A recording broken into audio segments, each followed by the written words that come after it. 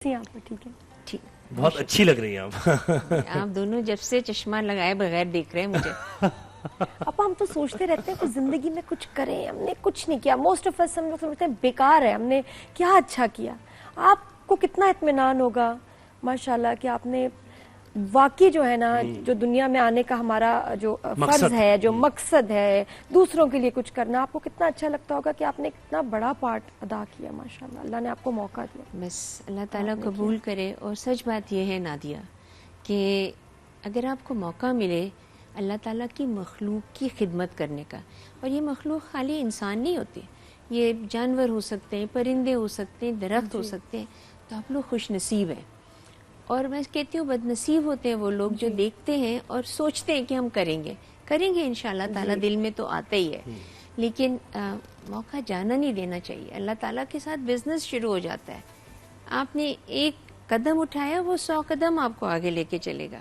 آپ نے ایک پائی دی، آپ کو 100 پائیاں مل جائیں گی. بٹ نیت کر لیں اور یہ سوچ کے کریں کہ میں اپنے اللہ کو راضی کرنا چاہتا ہوں، میں اپنے رسول صلی اللہ علیہ وسلم کی حیات طیبہ کے اوپر کوشش تو کروں کہ میں اس پہ کسی طرح چل سکوں. سوچ لیں تو چیز. لیکن استاد آپ کا ٹرننگ پوائنٹ لائف میں کب تھا کہ جب آپ گلیمر کی دنیا سے ایک دم آپ نے جو سوئچ کیا اس میں، وہ کیا مومنٹ تھا؟ یہ 25 سال پہلے کی بات ہے، جب میرے پاس جب ایک جلی ہوئی بچی آئی تو میں نے اس دن تو اس کو بٹھالا اور اس کو اگلے دن ہاسپٹل لے کے وہ آئی کیسے آپ کے پاس؟ وہ آئی لاہور اسٹیشن سے، پھر وہ پی ٹی وی اسٹیشن گئی، وہاں سے اس کو انہوں نے کہا آپ میک اپ ان سے کروا لیں. مطلب that girl when she came to me I was about to leave my office, تو اس کی ایک آنکھ نہیں تھی، اس کی ناک کی جگہ سوراخ تھا، اس کی یہ دونوں جگہیں جڑی ہوئی تھی، ہاں، اور ایک ہاتھ صحیح تھا اور ایک ہاتھ، تو میں سمجھی، اور کورڈ تھی، برقع پہنا ہوا. تو میں نے کہا بیٹے کل آ جانا، تو کہتی ہے نہیں مجھے ٹھیک کریں. جب اس نے ہٹایا تو نادیہ میں بیٹھ گئی، کیونکہ مجھے لگ رہا تھا میری جان نہیں ہے. پھر میں نے ذرا اپنے آپ کو کمپوز کیا اور اس کو اگلے دن کے لیے کہا. اس نے کہا میں کہاں جاؤں اگلے دن، ابھی میں کہاں جاؤں. تو مجھے اس وقت اپنا آپ بہت چھوٹا لگا، کیونکہ میں یہ سوچی تھی کہیں اس کے پیچھے کوئی آ رہا ہو تو میں کیا کروں گی. لیکن بہرحال وہ وہاں ڈیپلیکس میں رکی، اور اگلے دن میں صبح سویرے اس کے اٹھنے سے پہلے آ گئی تھی. لیکن راستے بھر میں جو سوچیں تھی وہ صرف یہ تھی کہ تم نے اب تک کچھ کیوں نہیں کیا مسرت. تمہارے آس پاس دنیا میں یہ چیزیں ہوتی ہیں، عورتیں جلائی جاتی ہیں، دوپٹہ جل گیا، کوئی کہتا ہے کہ جی کچن میں کام کر رہی تھی، یہ ہو گیا وہ یہ گیا. سارے. پھر میں گئی، میں نے اپنے اللہ سے گڑ گڑا کے معافی مانگی. میں کہا اللہ تعالیٰ مجھے معاف کر دے کہ میں نے یہ کیوں نہیں دیکھا.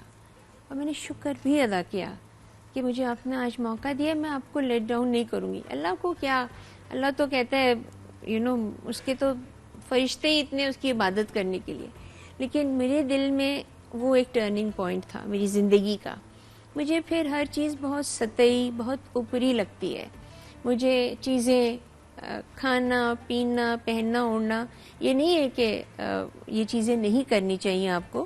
اللہ تعالیٰ نے آپ کو نوازا ہے، آپ ضرور اس کا فائدہ اٹھائیں، لیکن اس میں سے حصہ ضرور دیجیے. اس میں سے اس میں سے آپ نے جہاں سوچ بھی لیا نا کہ یہ مجھے ایک پلیٹ میں کھانا ملا ہے اور اس میں 5 سمجھو پکوڑے رکھے ہوئے، 2 سموسے رکھے، میں اتنا نہیں کھا سکتی ہوں. لیکن اگر میں یہ سوچ لوں کہ یہ میں ٹیشو پیپر میں رکھ کے نا تو میں راستے میں یا اپنے گھر میں کسی کو یا کوئی بچہ نظر آئے گا اس کو دے دوں گی، آپ کی تو نیکی کاؤنٹ ہو گئی. بے شک اللہ تعالیٰ نے آپ کو قبول ارادہ تو کیا. اور آج ہم لوگ سطح پر بات بھی کر رہے تھے والدین کے حقوق کے اوپر، اور پھر مجھے ایک بہت پیاری ہماری بھی خالہ سطح کی والدہ جن کا بھی حال ہی میں انتقال ہوا، اور بہت بڑا لاس ہے کیونکہ وہ ہم میں سے بہت سو کی ماں تھی. بھی خالہ کا پیار، شفقت میں آپ کو بتا نہیں سکتی کتنی نفیس خاتون، نفیس، بہت پیاری. اور ان کا چلے جانا بس مجھے لگتا ہے کہ جیسے دنیا سے نا ایک دنیا کا لاس ہے. اور پتہ میں یہاں پہ یہ بات ضرور ایڈ کروں گی سب کے لیے کہ ہم سب کے والدین اللہ تعالیٰ ان کو لمبی زندگی دے، لیکن ایک وقت آتا ہے جب وہ آپ سے بدلہ تو نہیں لینا چاہتے کہ جو انہوں نے آپ کے ساتھ کیا تو آپ اس کا بدل دیں، لیکن آپ کے اندر ایک جستجو ہونی چاہیے اپنے والدین کی خدمت کی، ان کے ساتھ پیار سے سلوک کرنے کی، ان کے ساتھ بیٹھ، ہم سب اتنے مصروف ہوتے ہیں جی بعد میں ہمیں افسوس ہوتا ہے کہ میں سوچتی تھی کہ میں واپسی میں آفس سے آؤں گی تو میں ان سے ملتی بھی جاؤں گی، اور پھر واپسی میں یہ سوچوں کہ تھک گئی ہوں کل چلی جاؤں گی. You lost that time. وہ شاید اور پھر پچھتاوا رہ جاتا ہے. پھر وہ پچھتاوا. اور میں یہ بھی سب کو کہتی ہوں کہ جب آپ کو پتہ چلتا ہے خدا نہ خواستہ کہ آپ کے والدین میں سے کوئی اب جا رہا ہے، آپ کے ہاتھوں سے پھسل رہا ہے، پلیز ان کے ساتھ بیٹھ کے باتیں کریں، ان کے ساتھ تصویریں کھچائیے، ان کے ساتھ واقعات شیئر کریں. شاید ان کی یادداشت گم ہو گئی ہو. اور کچھ عرصے سے میں دیکھ بھی رہی تھی کہ آپ بہت فریکوینٹلی اس کام چھوڑ کے، سیلونز چھوڑ کے بہت کراچی آتی تھی اپنی والدہ کی وجہ سے. مجھے لگتا تھا میری ماں کے ساتھ میرے جتنا بھی وقت گزر جائے میں ان کی 35 سے پاؤں میں بیٹھی رہتی تھی. کاش کہ اور زندگی ہوتی، لیکن جو تھی وہ اتنی پیاری تھی. میں ان کے ساتھ بیٹھی ہوتی تھی، ٹی وی دیکھ رہی ہوتی تھی، تو سارا وقت تو مجھے کھانا پکانے کی ترکیبیں سناتی رہتی تھی. سن رہی ہو لڑکی نازیہ؟ وہ کہہ رہی تھی آج تو میں نا بیگن کا بھرتا بنانا. میں نے کہا ماں میں نے ایسی کیا حرکت کی کہ آپ کو لگ رہا ہے کہ میں گھریلو ہوں؟ ہنستی تھی، کہتی تھی نہیں چلو اس کو اس طرح سے کر لیں گے. چھوٹی چھوٹی چیزیں، چھوٹی چھوٹی. اور نصرت آپا اچھا کیا کرتی تھی کہ ہمیں بلا لیا، دوستوں کو بلا لیا کہ آؤ بیٹھتے ہیں، خالہ کو نا کمپنی دیتے ہیں، ان کو اچھا لگے. انہوں نے بتانا ہم نے فوراً چلے جانا. فیصل مجھے بلا لینا. آپ سوچو میری فیصل کی شادی ہم لوگ کتنی لیٹ زندگی میں ہوئی ہے، ہمیں کسی نے جن سے ملی ہو کسی نے نا ہمیں وہ جو منہ دکھائی نہیں دی. اوبویسلی اب وہ ٹائم بھی نہیں تھا. صرف بھی خالہ سے ہم ملنے گئے. ایک تو نے ہماری دعوت رکھی شادی کی اور انہوں نے ہمیں منہ دکھائی دی. ہمیں لگا ہم چھوٹے سے ہو گئے، ہمارے بزرگ ہیں. اتنی پیاری ہماری خالہ. بیٹیوں کا الگ رشتہ ہوتا ہے پھر اس کا مطلب والدین سے. بیٹے تو تھوڑے لاؤ بالی بھی ہو جاتے ہیں، اور لیکن وہ خاص ایسوسیشن بیٹیوں کی سب کی ہوتی ہے. لیکن مجھے یہ لگتا ہے کہ بیٹیاں زیادہ سمجھتی ہیں. اچھا مزے کی بات یہ تھی کہ میں اپنے ڈیڈی سے زیادہ قریب تھی. ڈیڈی کا انتقال ان سے پہلے ہوا تو میں سوچتی تھی میرے ڈیڈی چلے جائیں گے تو میرا تو پلر چلا گیا، میرا تو ستون چلا گیا. ڈیڈی چلے گئے تو ماں نے وہ ساری جگہ لے لی، اور ڈیڈی کی باتیں ہم کرتے تھے ان کے ساتھ. لیکن ڈیڈی جو تھے وہ ایک طریقے کے ساتھ ہمیں انہوں نے آگے بڑھایا. انہوں نے ہمیں سمجھاتے تھے جس طرح سے. ماں نے ہمیں اگر تربیت دی تو اس میں اٹھنا بیٹھنا، لوگوں کے سامنے کیسے جھکتے ہیں، کس طرح بڑوں کو ان کے کہنے سے پہلے سلام کرتے ہیں. اب تو بچوں کو کہتے ہیں بیٹے سلام کر لو، آنٹی آئی السلام علیکم. جی 3-4 دفعہ کہنا پڑتا ہے پھر بہت کھڑا ہوا سلام ہوتا ہے. بہت دفعہ بچے بے دلی سے ان کا تھا.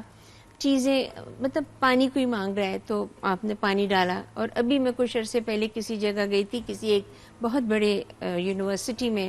اس بچی نے مجھے لا کے ایسے کر کے کافی کا کپ رکھ دیا.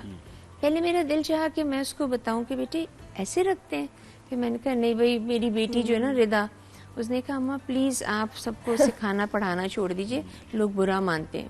میں کہا sorry but I have to tell her something. Exactly کہنا تو ہے. برا ماننے کا بھی رواج ہو گیا نا. اس کی ماں نے بتایا ہوتا تو وہ آج ایسا کرتی. اس کا مطلب ماں نے نہیں بتایا.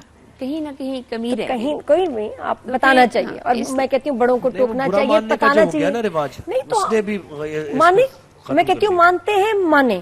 آپ پیار سے ضرور اصلاح کر دیں، آپ کا کام ہو گیا. میں تو میرا برا لگ رہا ہے باقی وہ کچھ بھی کہ دیکھیں 4 کو برا لگے گا، 6 کو بہت اچھا بھی لگے گا. ہاں کہ کچھ تو پتہ چلا. کیا پتہ اس کی ماں ہی نہ ہو.